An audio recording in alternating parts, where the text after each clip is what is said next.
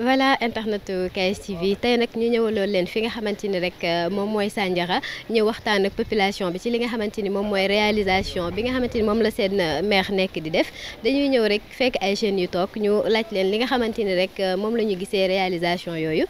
asalaamaaleykum. da ngeen def mbaa yàquma waxtaan bi rek. Non, même pas. Voilà donc comme ni ma ko waxee léegi rek c'est la KS TV nekk nag benn chaîne de télévision boo xamante ni dañuy liggéey rek ci lépp lu jëmale suñu réew kanam ñu ñëw fii tey nag ci Sandiara waaw ku wax Sandiara rek xam ne commune la boo xamante ni bu am solo la bu nekk ci benn mouvance de développement boo xam ne Sénégal ñëpp gis nañ ko donc dañoo bëgg a xam rek ndax mouvance boobu ñuy wax développement boobu ñuy wax yéen jeunes yi yéen a ngi koy gis ndax yéen a ngi koy sentir ma ñëw toog wala ma ñëw waaw d'accord. Voilà donc on est là avec les jeunes de Sandiara donc dañ leen di laaj rek li nga xamante ni moom mooy seen avis par rapport ak ñoom ni ñu gisee li nga xamante ni mooy réalisation yi seen maire jot a def fii ci Sandiara est-ce que ñoom ñu ngi koy yëg est-ce que ñu ngi dund réalisation boobu oui ou non sëñ bi na nga def. maa ngi fi maa ngi lay nuyu bu baax a baax maa ngi lay char di nuyu waa KS TV. merci beaucoup ñu ngi lay fay donc dañ lay bàyyi rek nga présenté wu d'abord ci suñuy internet. Voilà maa ngi nuyu internet yëpp di leen bëggee di rafetlu seen ñëw fii ci Sandiara pour voir ndax le maire de Sandiara ay réalisation c'est vrai ou pas loolu dañ koy rafetlu ñun population Sandiara ñun les jeunes de Sandiara dañuy rafetlu loolu di rafetlu seen teewaay di leen wax rek dal leen jàmm. Voilà merci beaucoup comme ni mu ko waxee donc Moustapha li ñu bëggoon a xam mooy yow tey jii nii nan nga gisee li nga xamante ni moom mooy réalisation yi nga xamante ni moom la seen maire def d'abord fii ci Sandiara. Voilà li may jiital rek mooy féliciter képp koo xam ni jaaroon nga fi waaw di rafetlu seen liggéey ñi nga xam ni jaaroon na fi depuis suñuy maam suñuy papa yi fi jaar yoroon dëkk bi liggéey fi liggéey bu mucc ayib waaye durant ñu gis maire bi nga xamante ni moo yor dëkk bi. Di ki nga xam ne mooy docteur Serigne Gueye Diop le maire de Sandiara depuis 2014 ak léegi xar kanam bi mu indi Sandiara ak li nga xam ne def na ko Sandiara ci ay usine ay école ay hôpital ak ay oto mbalit ak ay poubelle boobu ba léegi ak tali bi ni mu ko yaatalee bi mu ñëwee ba léegi loolu am fi jàpp naa ni képp ku fi jaaroon am na loo def waaye moom dafa ñëw gàcceel képp koo xam ne jaaroon nga fi te defalu ko kenn ku lu dul population Sandiara defalu ko kenn ku dul ay rakam ay doomam ay jarbaatam ak ay ñi nga xam ni mooy ay sëtam ñoom la ko defal fii Sandiara. D'accord kon li nga xamante ni moom la nit ñi di wax un peu partout ci maire Sandiara depuis bi mu nekkee fi ba tey yéen jeunes yi nga xamante ni yéen a fi nekk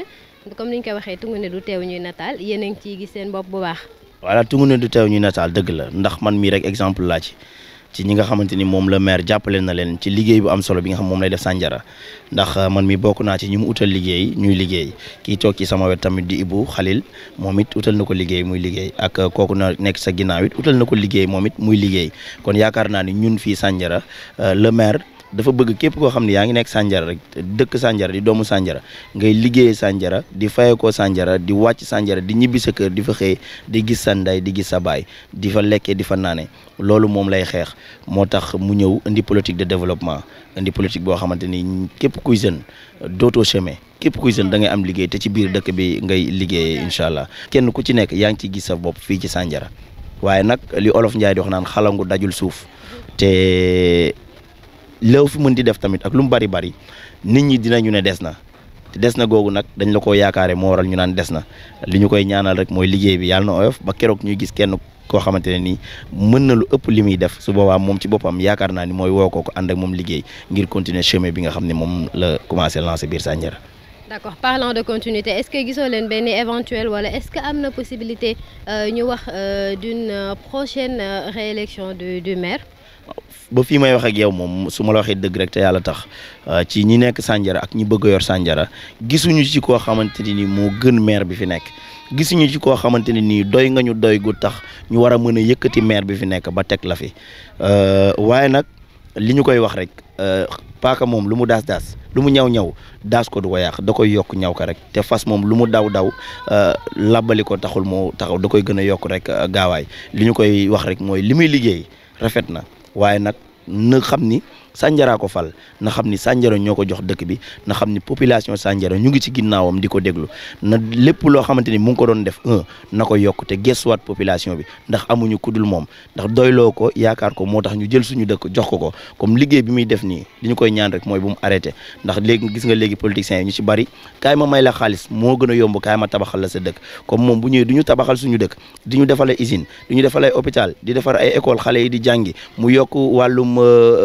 faj meeg yooyu yëpp mu jàpp ci ba kenn ku ci nekk di ci gis sa bopp bu fi may wax ak yow ñun ñi nga xam ne ñun ñii di doon mag suñuy waajur yi bu ñu musaana bëgg am nenne maanaam di am doom caajaay lañ doon dem wala luuli benteñe waaye actuellement indi na fi benn appareil échographie boo xam ne 30 millions lay jar kenn dematul caajaay boo ko doon def foofu 10 000 francs fii c'est 7 000 francs kon loolu yaakaar naa ni avancement la ci dëkk bi lu bari lu ñu doon jéggaani léegi nit ñi ñooy jógee fu ne ñëw di ko ut si fii Sandiara kon yaakaar naa ni loolu avancement la au niveau de Sandiara.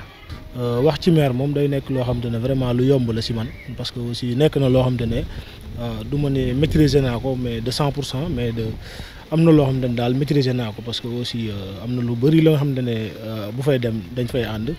donc wax ci moom day nekk loo xamante ne day yomb maa ngi xaar lu ngeen bëgg a xam aussi bu ngeen ma si laajee ma tontu leen si. donc ça sera la même chose hein juste pour xam rek yow côté réalisation ak développement bi ñuy wax ci Sandiara est-ce que yéen en tant que jeune de la localité yéen a ngi koy gis ak bu ngeen boo dee yéen a ngi koy gis ci ban domaine la. voilà en termes de réalisation mën naa wax ni ñu ngi ciy gis suñu bopp bu baax parce que aussi y a pas mal de réalisations yoo xam ne def nañ ko bi nga xam ne moom lañ nekk ci à la tête de la mairie de Sandiara ba léegi nii defe naa ni 2014 lañ fi nekk avant 2014 gisoon nañ Sandiara aussi li fi nekk bu nekkee xamoon ngeen Sandiara de la ci ginnaaw li fi nekkoon mooy dara amu fi woon mais de 2014 ba léegi donc y a des usines yoo xamante ne ñu ngi fi ci sunu mandat la nekkee donc des écoles parce que aussi bi ñu ñëwee daf ne day xeex lu mu première priorité mooy éducation parce que du mun a wax développement te waxoo éducation ci volet éducation mu nekk loo xamante ne lu mu fonk la boo xoolee de 2014 benn lycée moo amoon au niveau de Sandiara te boobu moom moo ko fi def avant muy nekk maire mais durant bu mu toogee ba léegi boo demee sur les villages environnants yi donc pratiquement mën nañoo wax ni village yëpp am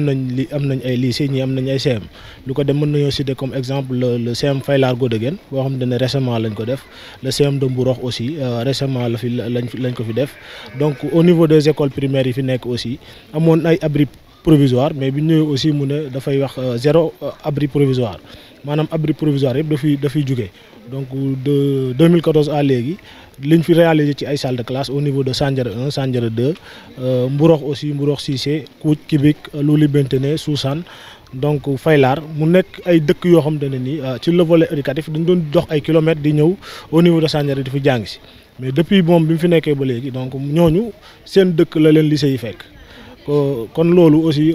bokk na ci li nga xamante ne mooy développer le dëkk ci côté de santé aussi tamit bëri na loo xamante ne def na ko fi parce que boo xoolee au niveau de Sandiara en 2014 comme ni ma koy waxee benn poste de santé moo fi amoon moo nekk bi nga xamante ne moo nekk Sandiara demeewuloon noonu donc bi mu ñëwee ba léegi def na fi le poste de santé de Kouth aussi le poste de santé de Mbourox Cissé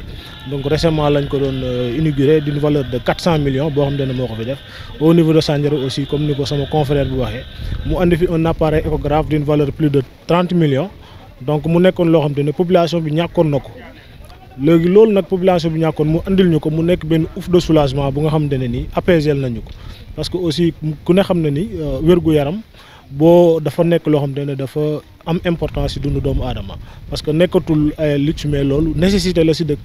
en terme aussi ci réalisation yi ba léegi monsieur le maire bi mu fi toogee première li mu mujj njëkk a def mooy débloquer plus de 132 millions pour course contre la soif parce que dafa waxoon ni accès de l'eau universel ci programme boobu kër yu bëri au niveau de Sandiara amuloon robinet amuloon ndox mu génnee ci xaalisam plus de 132 millions donc may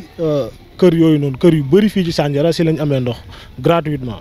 en terme d'électricité aussi courant bi Sandiara la yemoon comme niñ ko xamee woon te du ñëpp ñoo ko amoon aussi ñu def un programme bu nga xamante ne pour électrifier village yi donc plus de sur les 33 villages yi nga xam ne moo fi nekk ak ay hameaux pratiquement tey ci jamono ji ñuy wax ak yow pratiquement les 17 villages yoo xam ne am nañ électrification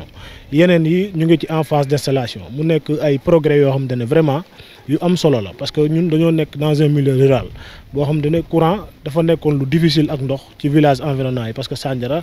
xam nga ay dëkk ñoo ko wër ak ay amoo mu nekk ay dëkk yu ndaw yu xaw a sori parce que ñooñu amoon nañ problème courant amoon nañu problème ndox en terme d'emploi aussi ba léegi mën nañ cee wax parce que boo xoolee sur la zone économique bi mu ñëwee dafa initier benn projet bu ñu naan la zone économique de Sandiara donc mu nekk fii tout près à 200 mètres de là booy dugg ci Sandiara di nga ko gis à gauche programme bi war fa nekk ay plus de 32 usines maintenant boo fa demee di nga fa fekk plus de 8 usines yoo xamante ne nii déjà pare nañ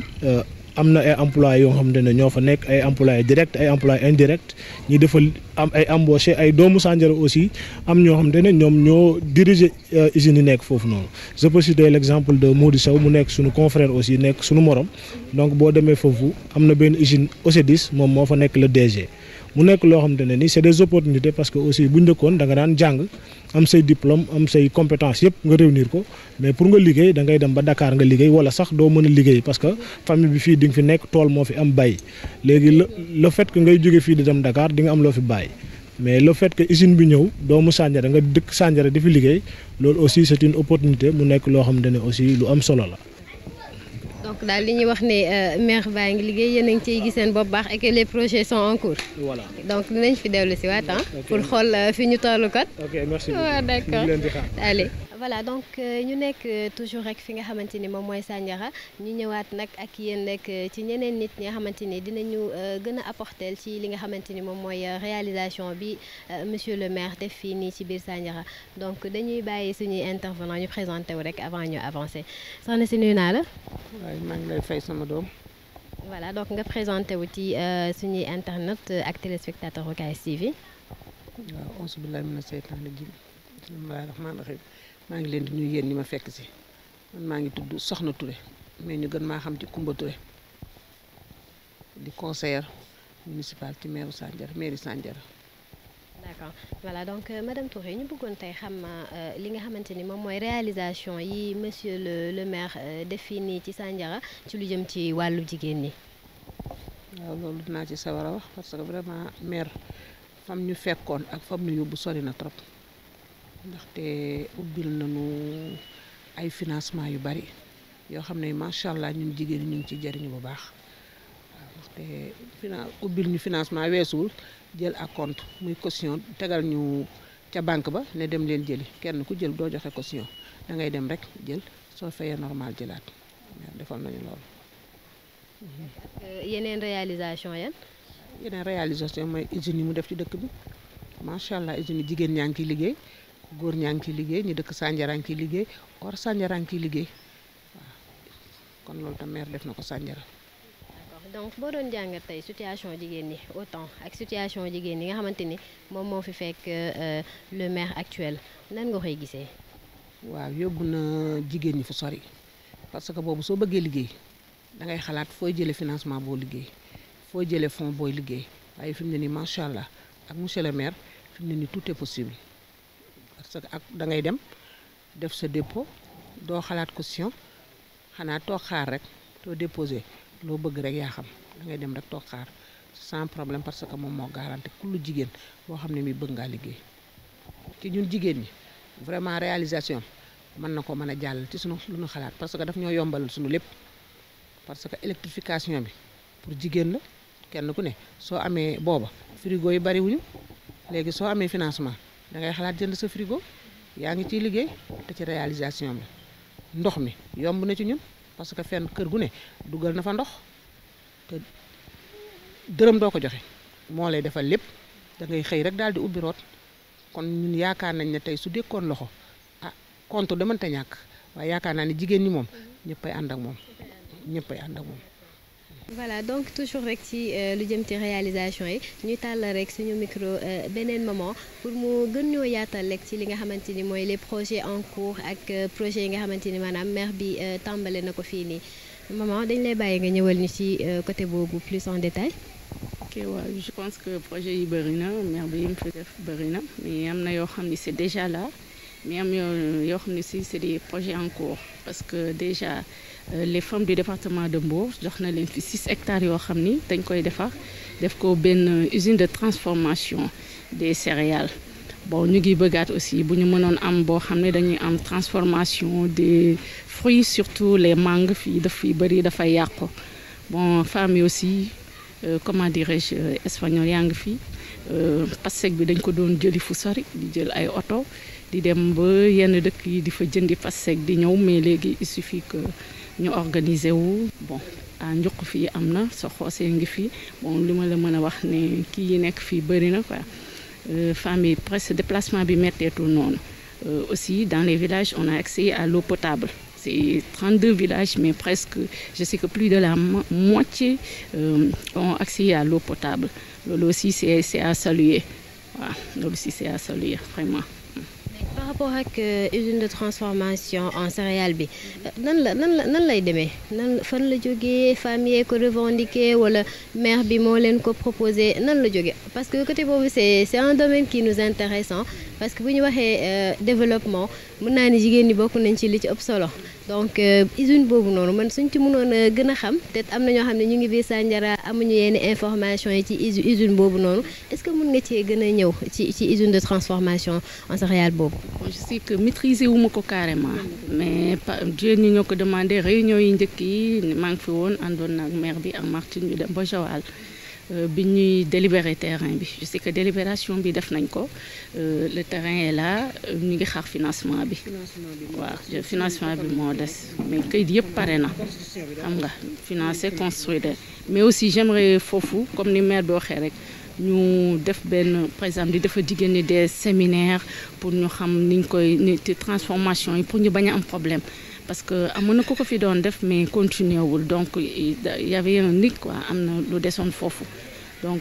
pour man daal il faut ñu def formation ba pare former jigéen ñi di surtout parce que jaay aussi jaay kese day metti am na âge boo xam ne boo fa tolloo dootoo mën a jaay am na par exemple mën nga ëmb ba 10 affaire yooyu dootoo mën a jaay mais bu fekkee ni usine bi la mën nga toog nga ñii di araw ñii di tay ñii di li après ñu paqueté ko defar ko surtout emballage aussi war nañ ci former jigéen ñi ni ñu koy emballer war na am mais il faut ñu élargir ko waaw xam nga da ngay ñëw mën nga indi usine bi mais bu nit ki amul benn formation aussi day échec xam nga day compliqué dafay échec mais c'est comme si toutes les femmes du département de Mbour jusqu'à Joal tout continuer bon ñeneen ñi aussi au moins je sais que am na ñoo xam ne déjà am nañ formation seen parce que dem nañ fi Malicounda la non dem nañ fi foofu on a trouvé que les femmes ñu ngi commencé woon nañ déjà ba ñu ngi defar mais unité bu ndaw la woon donc loolu lañ bëgg a élargir au niveau de Sandiara avec notre leader le maire ouais. Voilà comme ni ngeen ko gisee côté réalisation bi ñu jógee ci jeunes yi ñëw nañ fi nga xamante ni moom mooy suñu maman yi ñu wax lu am solo côté réalisation projet yi nga xamante ni moom la monsieur le maire indi changement bi nga xamante ni moom la jigéen ñi sentir depuis que le maire est là et gis ngeen ko ci souci yu bëri la leen fekk jëlee leen ci te mu nekk loo xamante ni jeexagul parce qu'il y a beaucoup de projets qui sont en cours donc liñ fi jógee rek dañuy avancer ànd ak yéen ci yeneen nit lekk pour gën a am yeneen opinion gën a am yeneen avis aussi gën a def ay découvertes ci li nga xamante ni moom la fi maire jot a def comme réalisation donc à tout à l'heure. Voilà donc toujours rek ci lu jëm ci les réalisations faites au niveau de Sandiara par le maire ñu wax ci nag li nga xamante ni moom moo jëm ci éducation financement au niveau des femmes au niveau des jeunes et tout ñu war a jàll rek ci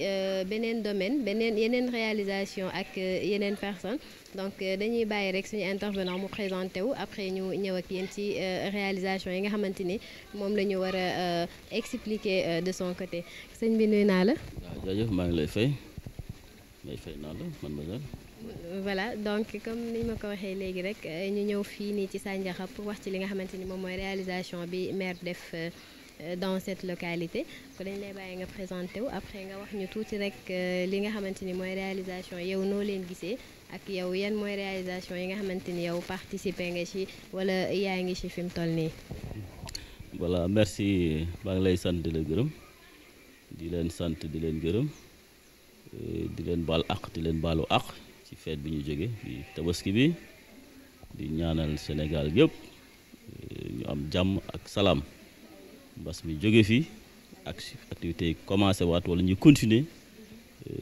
croissance bi nga xam ne moom lañ doon xaar ci Sénégal ñu yegg fa ba romb ko waaw ñu ngi koy ñaanal Sénégal di ko ñaanal àddina gépp di ñaanal monsieur le maire di Serigne Gueye Diop nga xam ne grâce à lui moom moo tax ñu nekk fi tey ndax yaakaar bu mag bi nga xamante ne dañ ko amoon ci moom te continuer di ko am ci moom ndax li ñu amoon yaakaar ci moom ba ñuy tàmbali en 2014 lu ko raw la ñuy gis ba tey kon ñu ngi koy ñaanal yàlla defal ko wër-gu-yaram ak gudd fan man maa ngi tudd Mouhamed Faye ab jàngalekat la doon ab directeur d'école ànd ak monsieur le maire ñu falu en 2014 mu wóolu ma daal di may dënk nag lépp li nga xamante ne moo jëm ci wàllu éducation jox ma aussi li nga xam ne mooy commission marché àll ak commerce dégg nga ko rax ci dolli nag aussi ci wàllu projet yi moom wax naa ko bërki démb ci benn Jegem FM ma ne ko ci wàllu projet yi nga xam ne moom la maire di def fii ndax du ma wax projet bi ndax plan bi dafa yaatu fukki poñ ak ñaar la woon yegg na léegi sax ñaar fukki poñ ba muy commencé ba mu xamagul ndax dina doon maire ñuy def campagne ci la établir ay points ne lii la ñuy tuddee plan Sandiara émergent fukki poñ ak ñaar yi mooy nekk plan Sandiara émergent ci poñ yooyu nag njàng ak njàngale moo ca jiitu woon ndax moom xam nga wër na àddina te fépp fu mu demoon dafa gis ni li tax réew yooyu développé ñun te mënuñoo développé mooy njàng ak njàngale moo taxoon mu ne point 1 boobu moom njàng ak formation moom mooy nekk axe numéro 1 ci suñu plan Sandiara émergent mu joxoon ma ko itam waaw donc tey collaboration boobu lay am ak moom ndax man dama gëmoon ne moom kese moom mënoon a génne Sandiara ci situation ba nga xamante ne une situation précaire ba ñu amee indépendance Sandiara na mu meloon noonu la mos a mel ba 2014 moo tax bañ ko gisee gëm ne kii buñ ko joxee Sandiara dina ko soppi ba ku ko gisoon démb boo ko gisee tey dootoo ko xàmmee te loolu moo fi ne. bi mu ñëwee dafa waxoon infrastructure yi bi aussi point la woon ci suñu plan Sandiara émergent avec la zone industrielle n'est-ce pas mais zone industrielle boobu aussi c'est une structure c'est une infrastructure projet bu mag la d'investissement pour le développement économique et social de la commune de Sandiara waaye leneen aussi da cee raxoon dañ fi fekkoon ay maliens camion maliens yi ñuy gaare fii ci wetu tali bi ñu bëri fi lool gars yi naan non dañ leen génne fii parce que maliens yi et cetera mu ne non il faut les laisser parce que am noon na ci beneen gis-gis boo xam ne xëy na ñun ak borom xel yu gàtt yi duñ ko am comprendre xeex bu nekk xeex nañ ko maliens yi mais moom mu teg ci tànkam man aussi dama àndoon nag moom ci loolu man façon pression bu nekk jot naa ko mais moom bu waxee rek man jàpp naa loolu war a ne moo tax même bu fi nekkul lu keneen doon def ci wàllu maliens yi man dama koy xeex ñu dem nag ba ay 2017 yooyu 2017 2018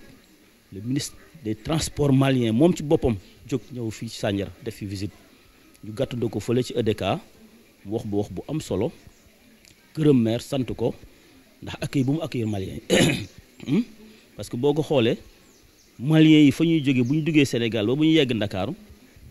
presque nit ñi dañ doon wax non ñii dañuy yàq dëkk mais moom loolu gisu ko leneen la gisoon te nii dañuy defar dëkk donc ministre ñëw fi gërëm ko sant ko ne ko vraiment gis naa di nga jàppe sama maliens yi sama mbokki transporteurs yi mu ne ko nag yemuma foofu dafa am leneen lu ma ci gis xam nga fii nekk nii ay kër la man damaa xalaat Sandiara fii la ne feneen dëkk yi nga xamante ne amuñu géej jegewuñu géej te ami port Sandiara dama fa bëgg ak port dégg nga moo tax ñii damay xalaat dugal leen foofu ba ñu dem nag en 2019 yooyu jàpp 2021 projet bi daal di taxaw ak maliens yi après à la suite du voyage du ministre des transports malien vraiment ñoom ñu ñëw nag ñu visiter un point benn site ñu gis ne site bu baax la bu ñu ko defaree dina mën a accueillir vraiment beaucoup de camions yu def ci délibération en 2017 de 20 hectares dédiés au transport pas seulement malien nag souvent nag ici à Sandiara aussi ak feneen nit ñi dañuy confondre ils pensent que le port là il est uniquement dédié aux Maliens déedéet mais c'est un port de Sandiara les 20 hectares dañ leen a délibéré au nom de la commune de Sandiara ne 20 hectares yi Sandiara moo ko moom lu mu koy def port la fay def port sec maanaam bërëb la boo xamante ne transporteurs yu mag yi camions yi nga xam ne dañuy def des centaines et des centaines de kilomètres nga xam buñ dañuy sonn ñu def fi benn aire de repos man fi toog taxaw fi voilà loolu moo waral port bi ba tey je pense que am na 5 hectares yoo xamante ne aménagé nañ ko vraiment Maliens yi ils ont beaucoup investi là-bas mais aussi la mairie a investi parce que souvent dama doon nekk foofu bi ñu tàmbale ak projet bi je me souviens toujours de le maire adjoint Omar Sarr doon ma wax ne ñii ñun ñoo moom suñu suuf 20 hectares jox leen ko ñu indi xaalis pour tabax waaye ñun aussi nañ ci participer moo taxan aussi ci financement bi ñun dañ ci taxawoon lépp li nga xam ne am nañ ko ci wàllu financement ñu def ko fa mais yemul foofu de c'est un début moom da koy wax sax ne lii c'est pas un port li ma ci bëgg bu subaa xamagu leen ko ndax projet bi gis nga le port autonome de Dakar ñëw na ba defi visite parce que même le port autonome s'est dit que la solution du port autonome de Dakar c'est ici Sandiara embouteillage bay am fële ak lenteur bi dans le trafic portuaire la solution c'est Sandiara déjà ils ont vu ça d'ailleurs bu fekkee ci wàllu emploi yi pour un départ déjà am nañ fa au moins di dem ci au moins 12 personnes yoo xamante ne ñun ñoo leen jële fii ci biir Sandiara ñu fay liggéey bokkul ak ñi nga xamante ne nag ay doomi malien la aussi mais nekk Sénégal yoo xam ne waa EMAGE ñoo leen fi indi booloo foofu dafa liggéey ça fait au moins plus d'une vingtaine ou trentaine de jeunes yi nga xamante ne chaque jour ñu ngi liggéey foofu weer bu dee ñu fay leen donc te c'est des ay gone la ñu woon yu toogoon fii Sandiara au début du projet sax am na ñu bëri ñoo xamante ils ne croyaient pas parce que souvent maire quand il parle bu waxee lii dinaa ko def gars yi duñ ko gëm peut-être y a une dimension bu muy waxee doo ko comprendre mais ñun ñi ànd ak moom toujours on y croit te dañ koy gëm. Très bien c'est surprenant man moom vraiment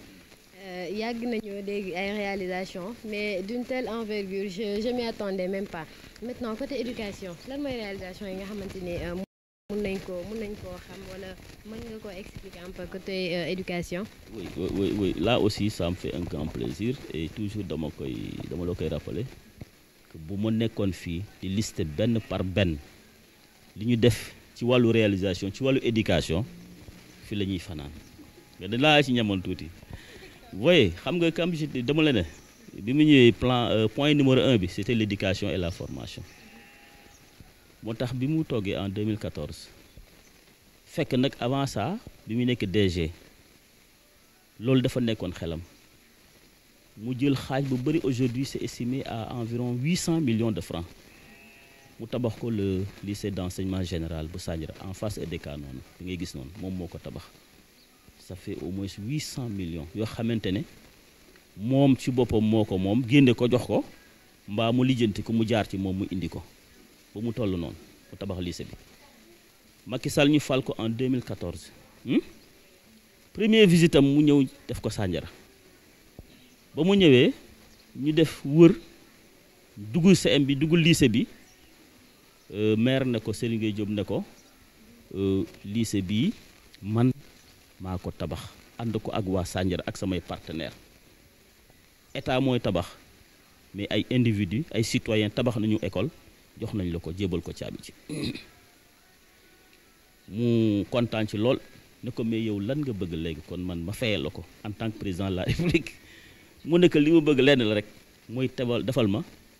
un lycée d'enseignement professionnel comme ni ma ko gisee Suisse gisee ko Allemagne mu ne ko loolu rek mu ne ko waaw mu teg sur la table 500 millions mais dafa dem rek xam ne projet bi c'est ambitieux surtout bi ma ànd ak moom dem Suisse pour faire visiter les lycées d'enseignement en Suisse seen tolluwaay seen importance ci la formation des citoyens suisses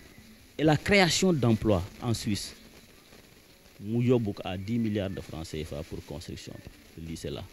lycée d'enseignement benn lycée la mais presque aujourd'hui 4 lycée la waroon doon mais ëpp na ko tey bâtiment ma nga fa lycée bâtiment war na faa ne tourisme war na faa ne électricité war na faa ne élevage ak leneen c'est ça moo fay ne lii la xam mu def noonu nag mooy zone industrielle bi nga xamante ne moom la defar parce que c'est une benn jonction la quoi dafa ne le plan là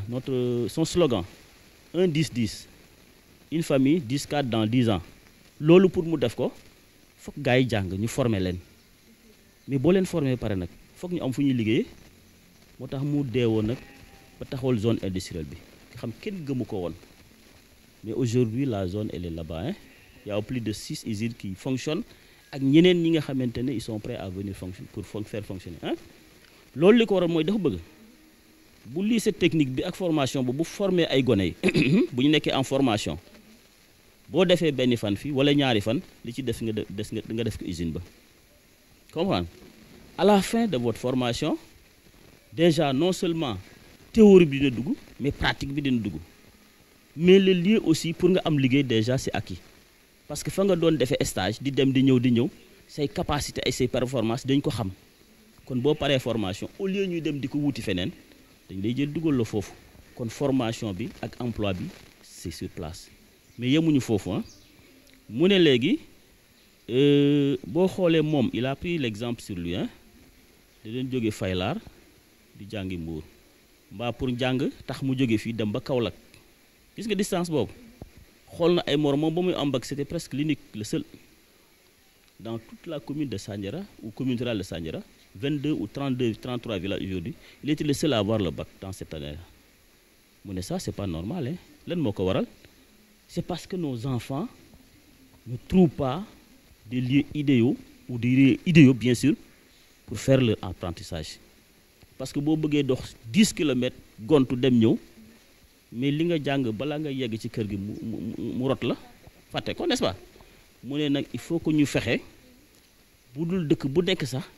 ñett wala ñeenti dëkk yu xaw a jegeyoo rek ñu def ab école comment moo tax aujourd'hui nous avons créé des écoles primaires toujours nag ñun dañuy construire ba pare ba équiper ko doog a dem ne état on a construit on veut des enseignants nous l'avons fait ici à Sandiara 3 def nañ ko Mboro def nañ ko Ngomen n'est-ce pas def nañ ko Suusaan Yaabo ak feneen yoo xam c'est des écoles nouvellement créées bokkul ak nag aussi achèvement cycle bi complet bi école bu amoon ñetti classe ñu yëgale ko 6 classes pour une année rek nous avons conçu plus d'une vingtaine de classes pour ce cycle complet là mais ñu ne aussi ça c'est pour les élèves de l'école primaire